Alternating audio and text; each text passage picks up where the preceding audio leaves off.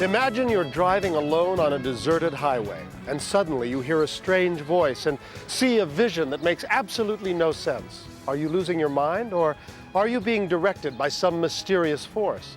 And if so, where is it leading you? The man in our next story discovered the answers to those questions when he responded to the call of a miracle.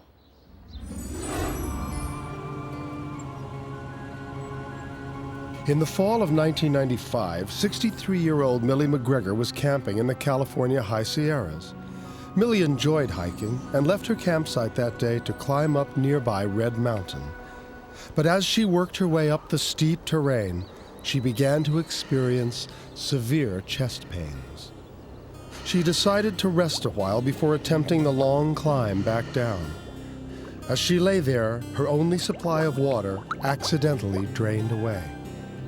Her situation became even more life-threatening when she discovered that she'd lost the trail.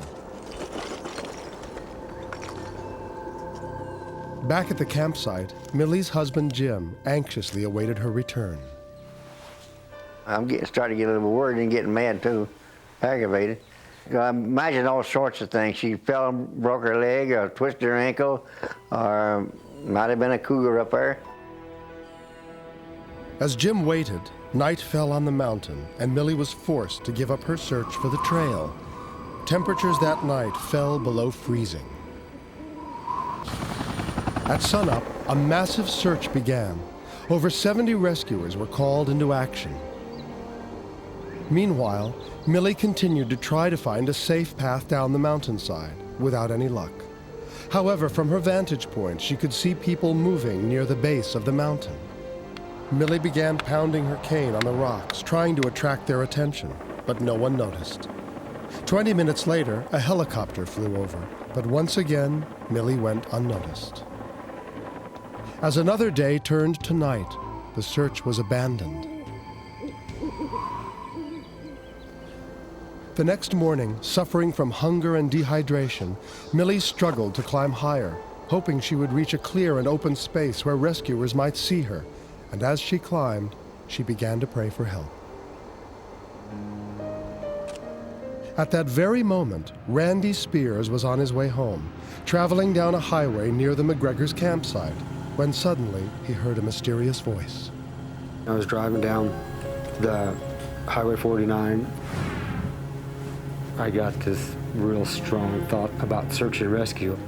I'm not sure why I even thought of that, because I've never had ever done anything with search and rescue or even thought about it. Moments after he heard the voice, Randy had a strange vision.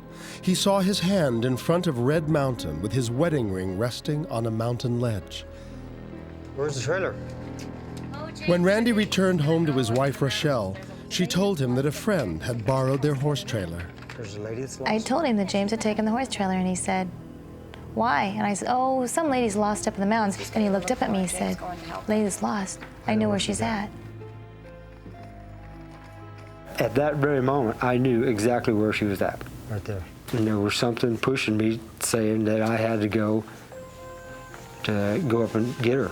There was no doubt in my mind that he was on a mission to do something very special. Despite being told that a rescue team had already searched the area, Randy and his friend Frank set out alone Thursday morning to try to find Millie. Randy and Frank took separate trails. Randy felt pulled in the direction of the ledge he had seen in his vision. I just proceeded straight up. You know, when the mule was trying to turn back, the dog was trying to go back. They didn't want to go across that stuff. Then, 50 feet from the ledge he had visualized, Randy found an exhausted but delighted Millie. Help! I'll tell you, I had a chill clear from my head down to my toe. So he said, "You must be the lady that's lost." And then I said this really dumb thing, "I'm not lost. I just don't know how to get down from this mountain." You're doing just fine. After 3 days alone on the mountain, Millie was finally safe. Later, when she learned that Randy's guiding vision occurred at the exact time of her prayers, she knew it was no coincidence.